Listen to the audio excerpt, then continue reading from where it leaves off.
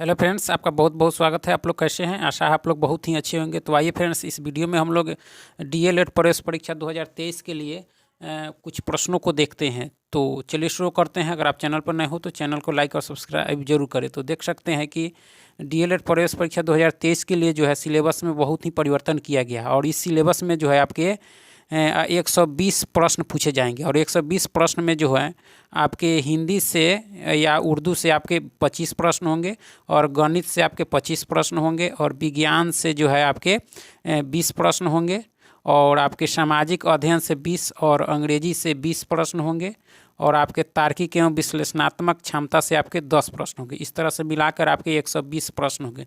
लेकिन हम लोग इस वीडियो में जो है हम लोग 3 सेक्शन को देखेंगे। एक नंबर में देखेंगे हम लोग हिंदी, 25 हिंदी को देखेंगे, और जो है दूसरे नंबर में जो है हम लोग 20 जो है विज्ञान के प्रश्नों को देखेंगे, और 20 सामाजिक अध्ययन के प्रश्नों को देखेंगे। तो चलिए शुरू करते हैं। तो चलिए हिंदी के प्रश्नों को देखते हैं। तो सबसे पहला प्रश्न है कि नीचे दिए गए वाक्य के लिए एक उपयुक्त शब्द चुनिए। नीचे दिए गए वाक्य के लिए एक उपयुक्त शब्द चुनिए। पुरुष या एवं स्त्री का जोड़ा के लिए क्या कहा जाता है? यानी एक शब्द बताना है। पुरुष और स्त्री का जो जोड़ा होता है उसके लिए क्या शब्द होता है? तो बताइए इसका सही आंसर क्या हो जाएगा फ्रेंड? तो इसके लिए होता है दंपति। क्या होता है फ्रेंड्स? दंपति कहा जाता है। पुरुष एवं स्त्री के जोड़ा को क्या कहा जाता है? दंपति। ठीक है। चलिए नेक्स्ट है कि निम्नलिखित मुहावरा का सार्थक अर्थ क्या है? निम्नलिखित मुहावरा का सार्थक अर्थ क्या है? यानी मुहावरा जो है आपका ठोक बजा कर देखना। मुहावरा जो है आप क्या है? ठोक बजा कर देखना। और इसका अर्थ क्या है फ्रेंड्स? सार्थक अर्थ बताइए। तो इसका सार्थक है कि जांच परख लेना। क्या है? जांच परख लेना। यानी जांच परख लेना के लिए क्या मुहावरा है? ठोक बजा कर देखना। ठीक है। चलिए नेक्स्ट है कि मैं कुछ का कुछ लिख दिया हूँ। मैं कुछ का कुछ लिख दिया हूँ मैं किस संबंधी अशुद्धि है? यानी इसमें के अशुद्धि है, और वह किस संबंध से है? यानी लिंग से अशुद्धि है, कि वचन से है, कि विश्लेषण से है, कि कारक से है? तो बताइए। तो इसमें जो अशुद्धि है आपके वो कारक संबंधी है। कैसी है? कारक संबंधी अशुद्धि है। मैं कुछ का लिख दिया हूँ। ठीक है। चलिए नेक्स्ट है निम्नलिखित शब्दों के लिए दिए गए विकल्पों में से उपयुक्त शब्द चुनिए। यानी जो आपके शब्द दिए गए हैं उसके लिए उपयुक्त शब्द चुनना है।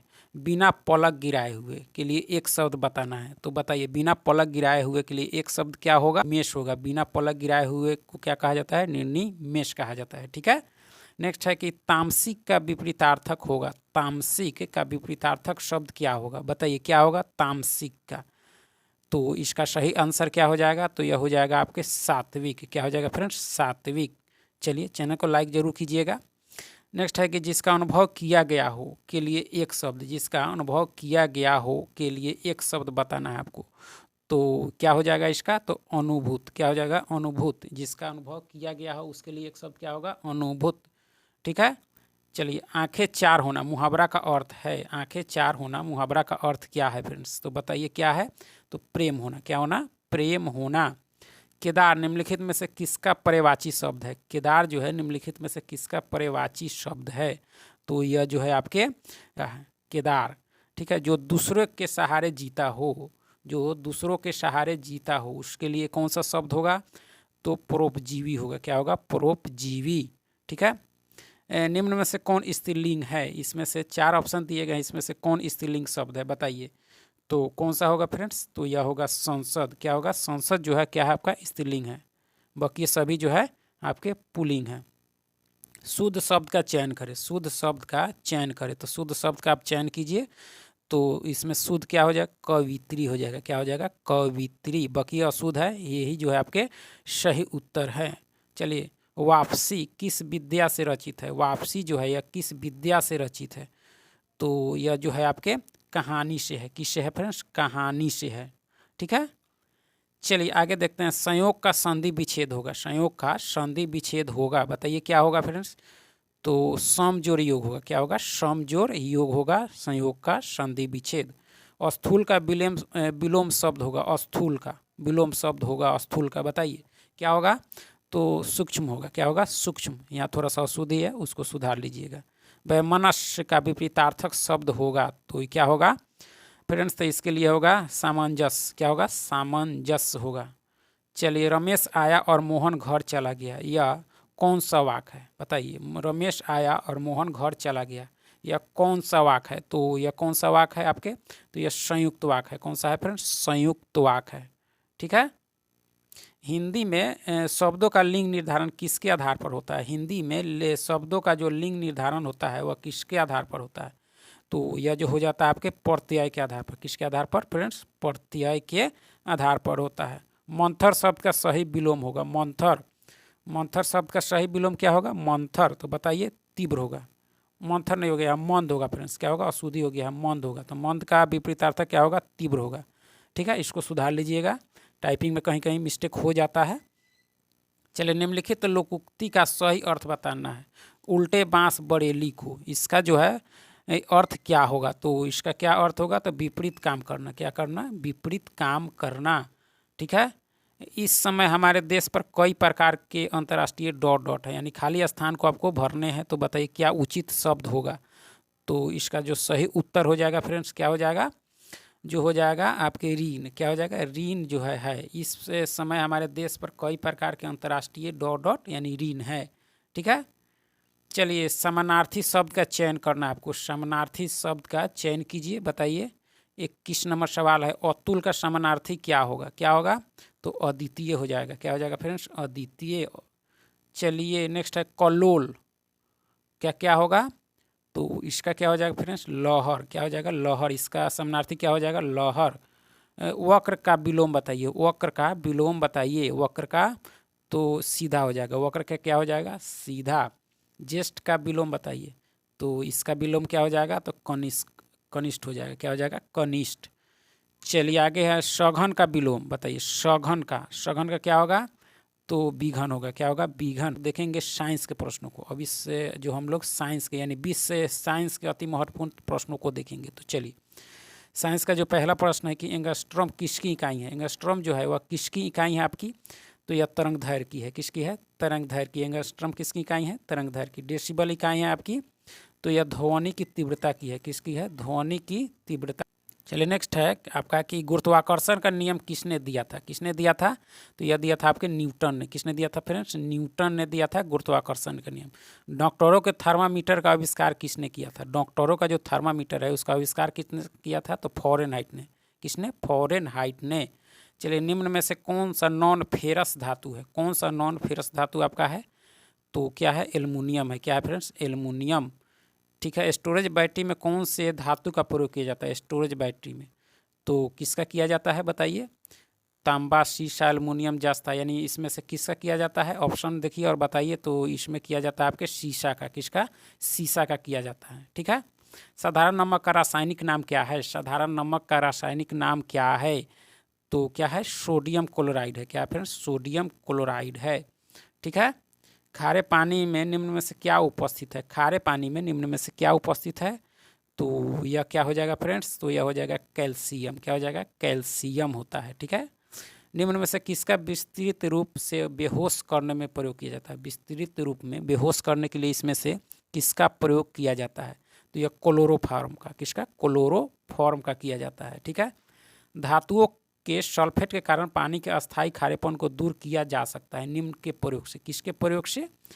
तो यह किया जाता है जियोलाइट के प्रयोग से। किसके? जियोलाइट के प्रयोग से क्या किया जा सकता है? पानी के अस्थायी खारेपन को दूर किया जा सकता है। पाचन के रसों में निम्न में से कौन सा अम्ल पाया जाता है? पाचन के रसों में बताइए। तो यह पाया जाता है कौन सा? पाचन के रसों में बता दीजिए। तो हाइड्रोक्लोरिक अम्ल HCl। क्या कहा जाता है? HCl। ब्राउन रिंग परीक्षण का प्रयोग होता है। ब्राउन रिंग परीक्षण का प्रयोग होता है किसके विश्लेषण के लिए, यानी किसकी पहचान मापने के लिए? तो बताइए, इसका जो सही उत्तर हो जाएगा नाइट्रेट के विश्लेषण के लिए किसका प्रयोग होता है? ब्राउन रिंग परीक्षण का प्रयोग होता है। इसमें काफ़ी VVI प्रश्न लिए गए हैं, आप लोग जरूर इसको देखें पूरा। चलिए, आगे है कि निम्नलिखित में से कौन सा नियम गैसों से संबंधित नहीं है? गैसों से संबंधित आपका इसमें से कौन नहीं है? तो फैराडे का नियम जो है वह गैसों से संबंधित नहीं है, बाकी सभी है। ठीक है। नेक्स्ट है कि फैराडे का नियम किस प्रक्रिया से संबंधित है? तो फैराडे का नियम जो है वह किस प्रक्रिया से है आपके? तो इलेक्ट्रोलिसिस से है। ठीक है, क्लियर हो गया। निम्न में से कौन जो है पदार्थ प्रकृति रूप से खाटा है? कौन सा पदार्थ जो है प्रकृति रूप से आपके खाटा है? तो बताइए, सिरका है। क्या है फ्रेंड्स? सिरका आग बुझाने वाली गैस है। आग बुझाने वाली गैस कौन सी है इसमें से? तो कार्बन डाइऑक्साइड है, यानी CO2 है। बॉक्साइड अयस्क है। बॉक्साइड जो है वह किसका अयस्क है? तो ये आपके एल्युमिनियम का है। किसका है? एल्युमिनियम का। निम्न में से कौन सी धातु प्रकृति में हमेशा मुक्त अवस्था में पाई जाती है? मुक्त अवस्था में, तो बताइए कौन सी धातु? तो यह पाई जाती है आपके सोना। क्या पाई जाती है? सोना। ठीक है। भोपाल गैस त्रासदी में कौन सी गैस लीक हुई थी? भोपाल में 84 वाला। ऑप्शन बी जो है इसके सही आंसर है मिस, MIC, मिथाइल आइसोसाइनाइड। ठीक है।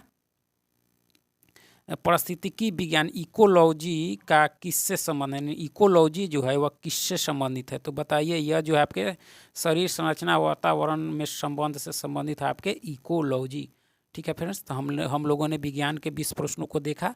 अब हम लोग देखेंगे सामाजिक अध्ययन के 20 प्रश्नों को। चलिए, तो देख सकते हैं इसके लिए जो सबसे पहला प्रश्न है आपका कि विषुवत रेखा निम्न में से किस देश से होकर गुजरती है? विषुवत रेखा, तो बताइए। तो यह जो गुजरती है आपके ब्राज़ील से। किससे? ब्राज़ील से। ठीक है। फाहियान किसके शासन काल में भारत आया था? फाहियान, तो यह आया था आपके किसके शासन काल में? तो यह आया था आपके चंद्रगुप्त द्वितीय के शासनकाल में। किसके? चंद्रगुप्त द्वितीय। भारत के सर्वोच्च न्यायालय का एक न्यायाधीश कितनी आयु तक अपने पद पर रह सकता है? तो यह जो है 65 वर्ष तक रह सकता है, अधिकतम 65 वर्ष तक रह सकता है। निम्नलिखित में से कौन सी सभ्यता सबसे पुरानी है? बताइए, सबसे पुरानी सभ्यता कौन सी है? ऑप्शन देखिए और आंसर बताइए। तो यह है सिंधु। क्या है फ्रेंड्स? सिंधु सभ्यता है। भारतीय संविधान कब लागू हुआ? तो 26 जनवरी 1950 को, और तैयार हुआ था 26 नवंबर 1949 को। ठीक है, इसको ध्यान रखना है। पारंपरिक तौर पर किसे इलियट का लेखक माना जाता है? इलियट का लेखक किसे माना जाता है? तो यह जो माना जाता है होमर को। किसको? होमर को। विश्व का सबसे ऊंचा जलप्रपात कौन सा है विश्व का? तो एंजेल है। कौन सा है? एंजेल। ठीक है। चलिए नेक्स्ट फिर से इसको देख लेते हैं। 7 नंबर का सही उत्तर क्या हो जाएगा? एंजेल। हाँ, ठीक है। राष्ट्रीय एकता परिषद की अध्यक्षता कौन करता है? राष्ट्रीय एकता परिषद की अध्यक्षता कौन करता है? तो यह करता है फ्रेंड्स, कौन करता है? प्रधानमंत्री। कौन करता है? प्रधानमंत्री। महात्मा गांधी के राजनीतिक गुरु के रूप में किससे जाना जाता है? राजनीतिक गुरु, तो यह जाना जाता है गोपाल कृष्ण गोखले को। किसके? गोपाल कृष्ण गोखले को। लाख बॉक्स के नाम से जाने जाने वाला भारतीय शासक कौन था? लाख बॉक्स, तो यह था कुतुबुद्दीन ऐबक, जो गुलाम वंश की स्थापना किया था। ठीक है, 1206 में। मौलिक अधिकारों का निलंबन कौन कर सकता है? मौलिक अधिकारों का, तो यह कर सकता है आपके राष्ट्रपति। 6 मौलिक अधिकार हैं। ठीक है, इसका निलंबन कौन कर सकता है आपात के समय? तो सिर्फ राष्ट्रपति। हितोपदेश के लेखक कौन है? कौन है फ्रेंड्स? तो यह आपके नारायण पंडित है। कौन है? नारायण पंडित। बुल और बियर किससे संबंधित है? बुल और बियर जो है आपके स्टॉक एक्सचेंज से संबंधित है। किससे है? स्टॉक एक्सचेंज से। भारतीय औद्योगिक विकास बैंक की स्थापना की गई थी, तो यह कब की गई थी? तो यह की गई थी आपके 1964 में। कब की गई थी? 1964 में। रैंड किस देश की मुद्रा है? तो यह आपके दक्षिण अफ्रीका की है। कहाँ की है? दक्षिण अफ्रीका। नेक्स्ट है कि पंडित रविशंकर किस वाद्य यंत्र से संबंधित है? रविशंकर का संबंध जो है वह किससे है? तो यह जो है आपके सितार से है। किससे है? सितार से है। चलिए, पहला पृथ्वी सम्मेलन कहाँ हुआ था? पहला जो पृथ्वी सम्मेलन रियो डी जेनेरो में हुआ था। जेनेरो में हुआ था। ठीक है। विश्व जनसंख्या दिवस कब मनाया जाता है? तो यह मनाया जाता है आपके 11 जुलाई को। कब? 11 जुलाई को। ठीक है। किसी राज्य का उच्चतम विधि अधिकारी कौन होता है? किसी राज्य का, तो कौन होता है फ्रेंड्स? तो एडवोकेट जनरल होता है। ठीक है, किसी राज्य का। भारतीय स्टॉक एक्सचेंज का नियमन कौन करता है? तो ये करता है आपके सेबी। कौन करता है फ्रेंड्स? सेबी। चलिए फ्रेंड्स, बहुत बहुत धन्यवाद पूरा वीडियो देखने के लिए। चैनल को लाइक और सब्सक्राइब जरूर करें। फिर हम लोग नेक्स्ट वीडियो में मिलेंगे साइंस, सामाजिक अध्ययन और हिंदी के प्रश्नों के साथ।